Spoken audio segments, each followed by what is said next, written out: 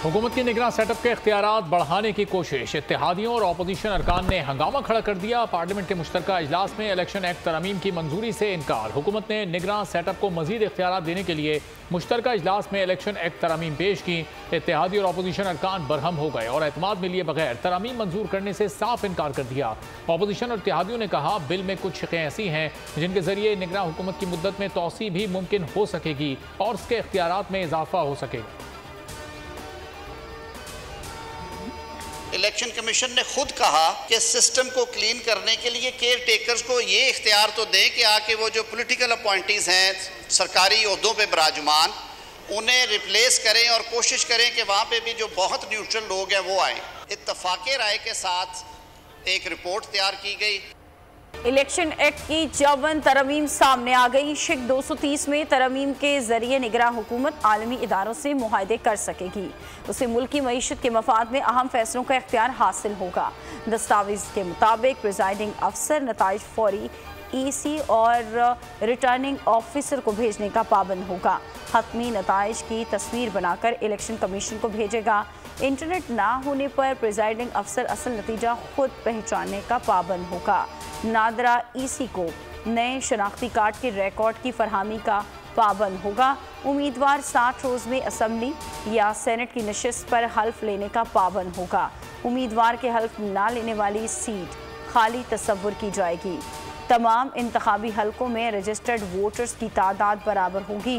Polling station में कैमरों की तनसीब में वोट की राजदारी यकीनी बनाई जाएगी।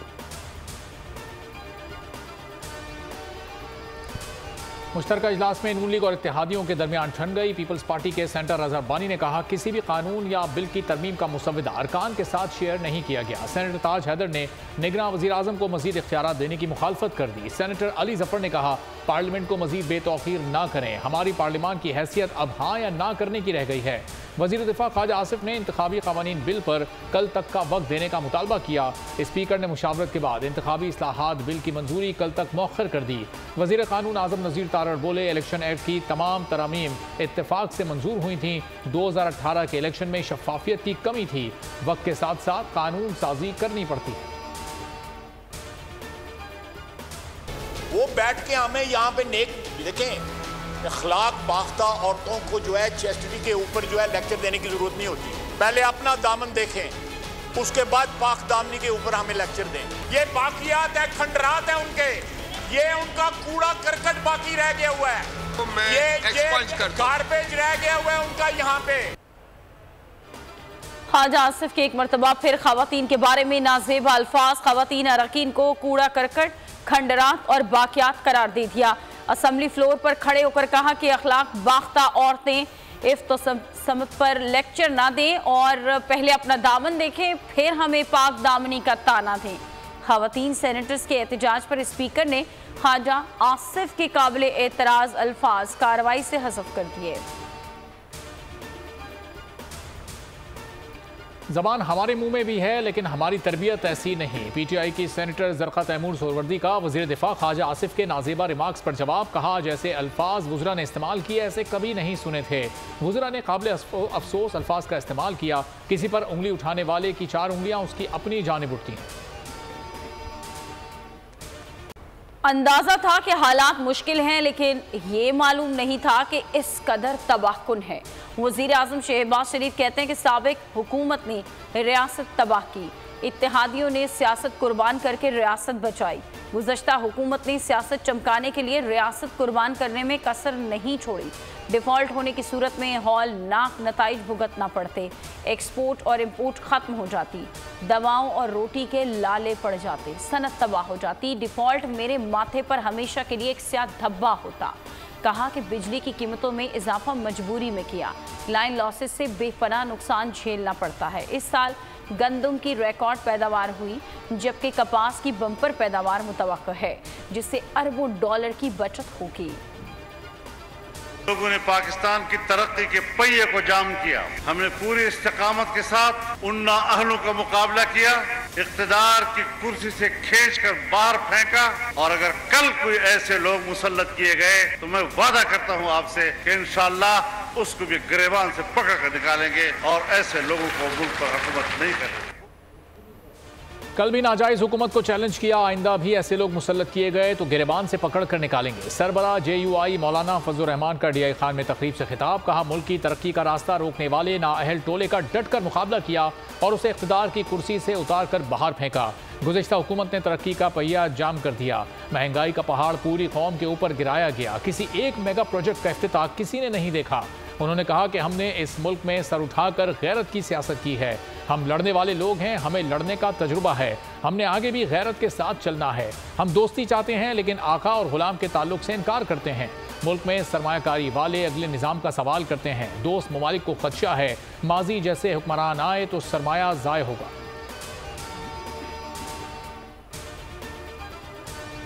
लोग सियासत खेल रहे हैं मगर PP वादे वफा कर रही है। शर्जील मेमन की न्यूज़ कॉन्फ्रेंस, कहा कि 9 माह से सैलाब मुतासरीन को उनका हक दे रहे हैं, लाखों लोगों को घर बना कर दे रहे हैं। रोटी, कपड़ा और मकान का जो ख्वाब भुट्टो साहब और बीबी ने दिखाया वो बिलावल ने पूरा कर दिया। नासिर हुसैन शाह बोले कि सिंध में मुकम्मल तौर पर स्वीप करेंगे। जनूबी पंजाब में भी पीपल्स पार्टी की बेहतर पोजीशन है, अगले वजीर आजम बिलावल भुट्टो जरदारी होंगे। 20 लाख से जायद घरों के लिए सिंध हुकूमत ने अपना हिस्सा दे दिया। MQM वफ़द की फंक्शनल लीग हाउस आमद, GDA रहनुमाओं से मुलाकात की। सिंध असम्बली में अपोजिशन लीडर की तकर्री पर बात की गई। मुस्तफ़ा कमाल ने कहा आज की बैठक ताज़ा हवा का झोंका है, आने वाले वक्त में सिंध के गरीब लोगों का है, सूबे के अवाम को उम्मीद देंगे। सफदर अब्बासी बोले बहुत से मामलात पर एक दूसरे के साथ पहले भी चलते रहे हैं, फैसला किया है राना अंसार की अपोजिशन लीडर के तौर पर हिमायत करेंगे। तौहीन इलेक्शन कमीशन केस में चेयरमैन PTI पर 2 अगस्त को फर्द जुर्म लगेगी। इलेक्शन कमीशन ने समाअत पर हाजिरी यकीनी बनाने की हिदायत कर दी। चेयरमैन PTI तलबी पर इलेक्शन कमीशन में पेश हुए। अदम पैरवी पर इलेक्शन कमीशन ने नाकाबिल जमानत वारंट गिरफ्तारी जारी किए थे। फवाद चौधरी ने तौहीन इलेक्शन कमीशन केस में मुआफ़ी मांग ली। निसार दुरानी ने कहा कि तहरीरी मुआफ़ीनामा जमा कराएं फिर देखेंगे। इलेक्शन कमीशन ने चेयरमैन PTI और फवाद चौधरी का केस अलग कर दिया। असद उमर की हाजिरी से इस्तिस्ना की दरख्वास्त मंजूर कर ली गई। तोशाखाना केस सुप्रीम कोर्ट ने चेयरमैन PTI की अपील पर समाअत के लिए मुकर्रर कर दी। जस्टिस याया आफरीदी की सरबराही में 2 रुकनी बेंच कल समाअत करेगा। जस्टिस मुसर्रत हिलाली बेंच में शामिल। चेयरमैन तहरीक इंसाफ ने तोशाखाना केस में इस्लामाबाद हाई कोर्ट का फैसला चैलेंज किया था। तोशाखाना फौजदारी कार्रवाई केस हतमी मरहले में दाखिल। इलेक्शन कमीशन के गवाहों पर जिरह मुकम्मल। अदालत का चेयरमैन PTI का बयान कल कलमबंद करने का फैसला। सेशन अदालत ने केस की समाअत कल 12 बजे तक मुलतवी कर दी।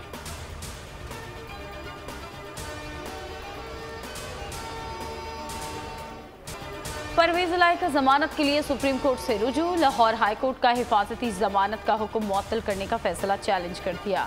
मौक़िफ़ अपनाया, परवेज इलाही को सियासी इंतकाम का निशाना बनाया जा रहा है। अदालत लाहौर हाई कोर्ट के डिवीजन बेंच का हुक्म कलअदम करार दे। ने सुप्रीम कोर्ट में जवाब जमा करा दिया। आमीर जमाते इस्लामी ने JIT बनाने की हिमायत कर दी। कहा FIA, NAB और दीगर इदारों के अफसरान को JIT में शामिल किया जाए। NAB और FIA से रुजू किया लेकिन कार्रवाई नहीं की गई। नवाज शरीफ के साथ आहनी हाथों से निपटा गया। पानामा केस के दीगर मुल्जिमान के खिलाफ भी कार्रवाई की जाए। रोड में खुदकुश हमला, पुलिस अफसर शहीद। पुलिस के मुताबिक इंटेलिजेंस इदारों की जानिब से जिला खैबर की पुलिस को 2 दहशतगर्दों की ज़ेर तामीर मस्जिद में मौजूदगी की इत्तला दी गई थी।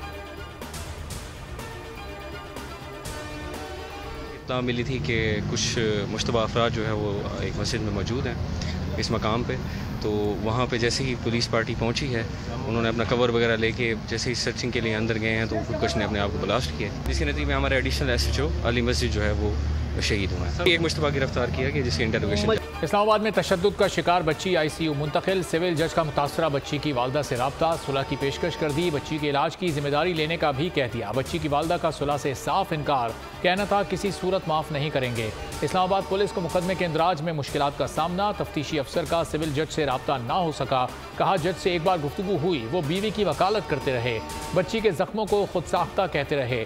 तहकीकात में अदम ताउन पर वफाकी पुलिस का सिविल जज के घर पर छापा। आसिम हफीज और एहलिया ना मिल सके। हज़ारों बेटियों के जिनसी वीडियो स्कैंडल्स की बात की गई, कहाँ हैं वो हज़ारों वीडियोस? पुलिस लेकर आएँ, या कोई सबूत पेश करें या कोई कंप्लेनेंट पेश करें। पुलिस की जानिब से हमारी कुछ स्टूडेंट्स और फीमेल टीचर से ब्लैकमेलिंग और रकम हथियाने की कोशिश की जा रही है। वीसी भावलपुर यूनिवर्सिटी अतर महबूब ने खामोशी तोड़ दी। कहते हैं कि इस्लामिया यूनिवर्सिटी भावलपुर की तालिबात को बदनाम किया गया। कहाँ हैं हजारों वीडियोस? पुलिस सबूत पेश करे। एहतसाब के लिए खुद को हर फोरम पर पेश करता हूँ। अगर ऐसी कोई शिकायत थी तो हमें भी एतमाद में लेते। जामे का मामला भी मफरूज़े पर मबनी है। पुलिस की जानिब से कुछ तालिबात और स्टाफ से पैसे लेने की कोशिश की जा रही है। जामिया के खिलाफ 2 ट्रायल शुरू किए गए। सबूत आला हुकाम को पेश करेंगे। खैबर पख्तूनख्वा निगरां काबीना के तमाम वज़रा को फारिग करने का फैसला कर लिया गया। समरी वज़ीर आज़म को इरसाल कर दी गई। ज़राए के मुताबिक सिर्फ 3 वज़रा हिमायत खान, इरशाद कैसर और मसूद शाह अपने ओहदों पर काम करते रहेंगे। बाज़ वज़रा को करप्शन जबकि 2 को नाक़िस कारकर्दगी पर हटाया जा रहा है। इस्लाम के हिमायत याफ्ता 3 वज़रा निगरां काबीना में शमूलियत के लिए तगोदो कर रहे हैं। में मूसलाधार बारिश ने कयामत ढा दी। हैदराबाद में 3 दिनों में 165 मिलीमीटर बारिश से शहर डूब गया। लतीफ़ाबाद, कासिमाबाद और नसीम नगर में कई फीट पानी ने निज़ाम ज़िंदगी मफलूज कर दिया। मकीन घरों में महसूर, खाकरों गायब। शाहराहों पर पानी की निकासी ना होने के बराबर है। लाड़काना में 46 मिलीमीटर बारिश शहरियों के लिए बाइस ज़हमत बन गई। पूरा शहर तालाब का मंजर पेश करने लगा। ठट्ठा, बदीन, कदकोट, टंडो, मोहम्मद खान समेत दीगर शहर भी पानी। कीरथर पहाड़ी सिलसिले में नदी नालों में तुग़यानी आ गई। काशू के सैकड़ों देहात का तहसील हेडक्वार्टर जोही और दादू से राबिता मुनक़ता हो गया। अशिया खुरोनोश की किल्लत पैदा हो गई। काजी अहमद के करीब मलबा नहर में 50 फीट चौड़ा शगाब। पानी करीबी देहातों की तरफ बढ़ने लगा। कई एकड़ पर खड़ी फसलें तबाह हो गई। मुतासरीन ने धरना देकर आमरी सहवन जाने वाली रोड ब्लॉक कर दी। सूबे में तूफानी बारिशों के बायस 7 से 24 जुलाई तक मुख्तलिफ हादसात में 15 अफराद जान से गए, 4 जख्मी हुए। थरपारकर में 8, बदीन में 4 और शिकारपुर में 3 अफराद जान गंवा बैठे। कराची में रात गए सावन खुलकर बरसा, शहर पानी पानी हो गया। सड़कें नदी नालों का मंजर पेश करने लगी। खुले गटर शहरियों की जानों के लिए संगीन खतरा बन गए। सबसे ज्यादा बारिश सरजानी टाउन में 100 मिलीमीटर रिकॉर्ड की गई। बल्दिया टाउन में बच्चा गड्ढे में डूबकर जाँ बहक। नॉर्थ नाज़िमाबाद कौसर न्याजी कॉलोनी नाले के करीब गड्ढे में गिरकर 3 साल बच्चा भी जान से गया। सरजानी में पानी घरों में दाखिल हो गया। रेले के बायस घर की दीवार गिर गई। शहरी घरों में महसूर हो गए। महकमा मौसमियात के मुताबिक शहर में आज भी हल्की बारिश का इम्कान है। कल से सावन रुखसत हो जाएगा। बुलंद हो रही है। सरगोधा, डेरा गाजी खान, भावलपुर और भक्कर में फ्लड अलर्ट जारी कर दिया गया। लिया, मुजफ्फरगढ़, राजनपुर और रहीम यार खान में भी सैलाब का खतरा। PDMA के मुताबिक पंजाब के दरियाओं के अतराफ दफ़ा 144 का नफाज। दरियाओं और नदी नालों में नहाने और सैर व तफरी पर मुकम्मल पाबंदी आयद कर दी गई। दरिया सिंध में राजनपुर के मुकाम पर पानी की सतह मज़ीद बुलंद होने लगी। ज़िलाई इंतज़ामिया की जानिब से मुख्तलिफ इलाकों में रिलीफ कैंप्स कायम कर दिए गए। कच्चे के इलाकों से लोगों की नकल मकानी शुरू हो गई। चाचड़ा शरीफ के मुकाम पर पानी के बहाव में इजाफा। बलूचिस्तान को सिंध पंजाब से मिलाने वाली कौमी शाहराह ताहाल बंद। 3 दिन से शाहराह बंद होने से ड्राइवर और मुसाफिरों की हालत गैर होने लगी। आर्जी बनाया गया रास्ता भी सैलाबी रैलों की नजर हो गया। पिंजरा पुल के मकाम पर कौमी शाहराह बंद होने से गाड़ियों की कतारें। हब नदी कॉजवे सैलाबी रैली की नजर हो गई। खैबर पख्तूनख्वा में 4 रोज के दौरान 15 अफराद जाँ बहक, 14 जख्मी हुए। सैलाब और बारिशों से 83 घरों को जुज़वी नुकसान पहुंचा। 12 घर मुकम्मल तबाह हो गए। आज़ाद कश्मीर में बारिशों से 5 अफराद जाँ बहक, 5 जख्मी हुए। 24 मकानात मुकम्मल तबाह, 78 को जुज़वी नुकसान पहुंचा। माल मवेशी और जानवरों के बाड़े भी बारिशों की नज़र हो गए। गिलगित बल्तिस्तान में 4 रोज से जारी बारिशों के दौरान लैंड स्लाइडिंग से शारा कुरकरम और शारा स्कर्दू बंद।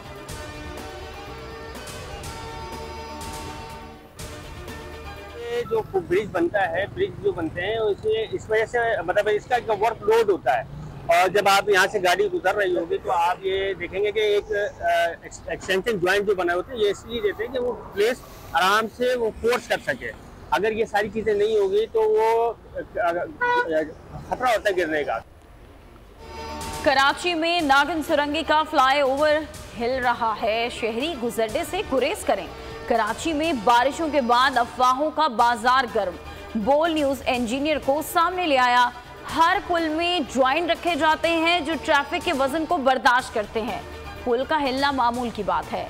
शहरी परेशान ना हो और बेफिक्र होकर पुल से गुजरें। इंजीनियर ने सब बता दिया।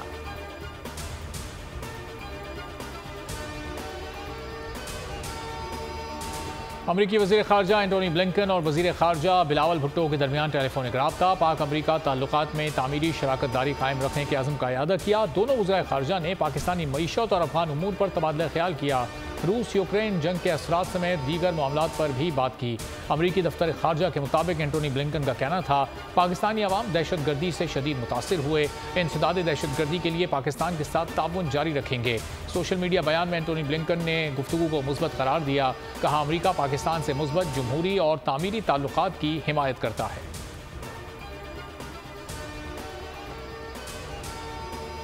वांग जी जेन के नए वज़ीर ख़ारजा मुकर्रर और साबिक वज़ीर ख़ारजा किंग केंग की जगह लेंगे। वांग जी करियर सफारतकार हैं। चीनी कम्युनिस्ट पार्टी की सेंट्रल कमेटी बराए उमूर ख़ारजा कमीशन ऑफिस में खिदमात सर अंजाम दे रहे हैं। पाकिस्तान के वज़ीर ख़ारजा बिलावल भुट्टो जरदारी का चीनी हम मनसब से टेलीफोनिक राबिता। तकर्री पर उन्हें मुबारकबाद दी। अपने ट्वीट में बिलावल भुट्टो ने लिखा कि वांग जी एक मंझे हुए और तजर्बाकार सफारतकार है। गुज़श्ता साल उनके साथ 2 बार गुफ्तगू का मौका मिला। उनकी मौजूदगी में पाक चीन दोस्ती शराकत दारी मज़ीद मजबूत होगी।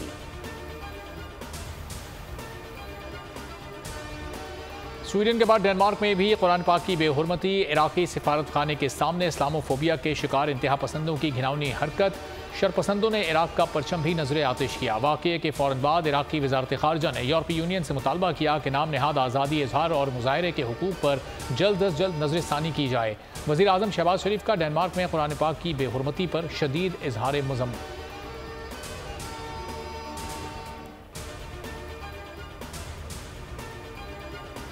भारत से पाकिस्तान आने वाली खातून अंजू ने इस्लाम कबूल कर लिया। इस्लामी नाम फातिमा रखा। दीरबाला के नसरुल्लाह से मकामी अदालत में निकाह भी हो गया। शादी के बाद 9 बेहाता जोड़े ने दीरबाला के सयाहती मकामात का रुख किया। लवारी टनल, अहलपाक और दीर सिटी में टिकटॉक वीडियो भी बनाई और मौसम से खूब लुत्फानंदोज हुए। नई दिल्ली की 35 साला लड़की की फेसबुक पर 29 साला नसरुल्लाह के साथ दोस्ती हुई थी।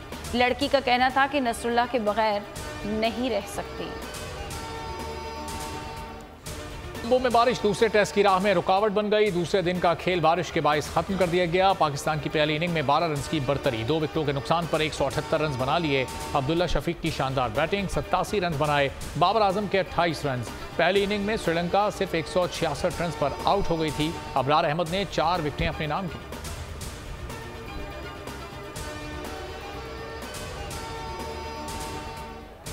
एशियन चैंपियंस ट्रॉफी के लिए कौमी हॉकी टीम को भारत के वीजे जारी। चैंपियंस ट्रॉफी 3 अगस्त से चेन्नई में शुरू होगी। पाकिस्तानी टीम की 31 जुलाई की बुकिंग। पाकिस्तान हॉकी फेडरेशन हुक्काम को वीज़ों के इजरा के हवाले से आगाह कर दिया गया। जराए कहते हैं 3 ऑफिशियल्स के वीज़े अभी अल्तवा का शिकार हैं। एशियन चैंपियंस ट्रॉफी में कौमी टीम रिवायती हरीफ के खिलाफ 9 अगस्त को मद्दे मुकाबिल होगी। अल हिलाल ने एम्बापे के लिए रिकॉर्ड बोली लगा दी। सऊदी क्लब ने मशहूर फ्रांसीसी स्ट्राइकर किलियन एम्बापे के लिए $332 मिलियन की रिकॉर्ड बोली लगाई। Football club Paris Saint Germain ने अपने खिलाड़ी को मिलने वाली पेशकश की तस्दीक करते हुए अल हिलाल को उनके साथ बराह रास्त बातचीत की इजाज़त दे दी। 24 साला फ्रांसीसी फुटबॉलर का PSG से 1 साल का मुआहदा बाकी है। शादी की 10वीं सालगिरह। साबिक कप्तान वसीम अकरम की अहलिया शनेरा ने खूबसूरत यादें शेयर की। वसीम अकरम के साथ सेल्फी और दुल्हन के रूप में तस्वीर शेयर की। पोस्ट में लिखा कि कोई मेकअप और फिल्टर नहीं। शनेरा ने उम्मीद ये जाहिर की कि उनकी ज़िंदगी के अगले 10 मैच भी इतने ही अच्छे होंगे।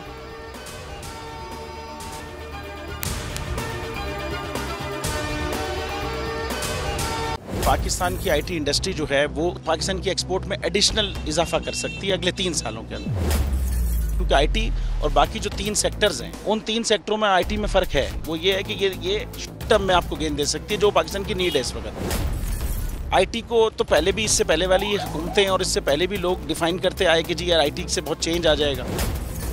क्या वो इम्पैक्ट हुआ आईटी इंडस्ट्री के ऊपर जो हम समझते थे और चाहते थे? पाकिस्तान की आईटी एक्सपोर्ट्स इतनी हो जाएंगी कि पाकिस्तान के सारे मसले मसाइल ख़त्म हो जाएंगे, वो तो नहीं हुआ। आपकी जो पॉलिसीज़ हैं वो कॉन्फ्लिक्ट हो रहा है। क्या हमने ऐसी पॉलिसीज़ रखी हुई है कि गूगल मजबूर हो यहाँ पे ऑफिस खोलने में? पॉलिसीज़ के तहत करना होगा। वो 2 से 3 महीने 4 महीने में खुद ब खुद ऑफिस स्टार्ट करेंगे। जो आपके मुल्क का आईटी का एंटरप्रेन्योर है, $100 मिलियन तो वो बाहरी अकाउंट रोक लेता है। आप उसको मोटिवेट करके उसको फिर फोकस करें, उस पर इंसेंटिव करें, वो आपको 100 आएगा तो आपका 5 टाइम्स इंक्रीज हो जाएगी फौरन। टेक्सटाइल में हम क्या करते हैं, हम उठाते हैं बाहर के किसी ब्रांड के लिए टी शर्ट यहाँ बनाते हैं, उसको दे देते हैं। लेकिन अब आईटी के बाद अगर आप अपना ब्रांड बना के लोगो वहाँ पे बेचेंगे, चाहे B2B बेचें चाहे B2C बेचें, पॉसिबल है। पाकिस्तान की जो एक्सपोर्ट में ये $30 अरब से ज़्यादा का इजाफा इससे हो जाना खाली यार। गवर्नमेंट के फंडों से इदारे बनाकर और उनके थ्रू कोई रेवोल्यूशन आ जाएगा, सवाल ही नहीं है। तो आपने इंतखाब सही कर लिया है, अब आगे चीज़ सही करनी है, बस आप सही डायरेक्शन में सही चीज़ होगी इंशाल्लाह। मैं समझता हूँ $50 अरब तक की आईटी एक्सपोर्ट में कंट्रीब्यूट कर सकता है पाकिस्तान। सब्सक्राइब करें और बेल दबाएं ताकि कोई खबर रह न जाए।